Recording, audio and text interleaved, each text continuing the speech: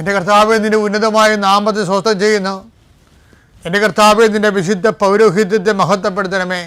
കർത്താവെ, തൊഴിലില്ലാത്തവർക്ക് വേണ്ടിയും തൊഴിൽ നഷ്ടപ്പെടാൻ പോകുന്നവർക്ക് വേണ്ടിയും വിസ പ്രോസസ്സിംഗ് ഇരിക്കുന്നവർക്ക് വേണ്ടിയും വിസ പുതുക്കി കിട്ടാത്തവർക്ക് വേണ്ടിയും പ്രാർത്ഥിക്കുന്ന കർത്താവേ, സ്ഥലം വിറ്റുമാറാനുള്ളവർക്ക് വേണ്ടിയും അതുപോലെ തന്നെ സ്ഥലങ്ങൾ പ്രമാണം ചെയ്യാൻ ഭാഗോടമ്പടി പ്രമാണം ചെയ്യാനും വിൽപ്പത്രങ്ങൾ പ്രമാണം ചെയ്യുന്നതിന് വേണ്ടിയും കർത്താവെ, അത് നടപ്പിൽ വരുന്നതിന് വേണ്ടി പോകുന്ന തടസ്സങ്ങൾക്ക് പരിഹരിക്കപ്പെടുന്നതിന് പ്രമാണ സംബന്ധമായ എല്ലാ തടസ്സങ്ങളും പരിഹരിക്കുന്നതിന് വേണ്ടിയുള്ള നിൻ്റെ യാത്രകൾ, ഗവൺമെൻറ് ഓഫീസുകളിലേക്കുള്ള യാത്രകൾ, ആ വില്ലേജ് ഓഫീസിലേക്കുള്ള യാത്രകൾ, അക്ഷയയിലേക്കുള്ള യാത്രകൾ, ഇങ്ങനെ നിനക്ക് ആവശ്യമായ സർട്ടിഫിക്കറ്റുകൾ നേടിയെടുക്കാൻ വേണ്ടിയുള്ള നിൻ്റെ തത്രപ്പാടുകൾ എല്ലാം നീ അനുഗ്രഹിക്കട്ടെ. ഏതെങ്കിലും നിയമപരമായിട്ട് നിനക്ക് നിൻ്റെ ജീവിതം വീട് വെക്കാൻ പറ്റാതിരിക്കുക, പെരമേയാൻ പറ്റാതിരിക്കുക, അങ്ങനെ എന്തെല്ലാം തടസ്സങ്ങളുണ്ടൊക്കെ ഉണ്ടെങ്കിൽ ഇടയ്ക്ക് നമ്പർ കിട്ടാതിരിക്കുക, അങ്ങനെ എന്താണ് നീ അനുഭവിക്കുന്ന പ്രയാസങ്ങൾ?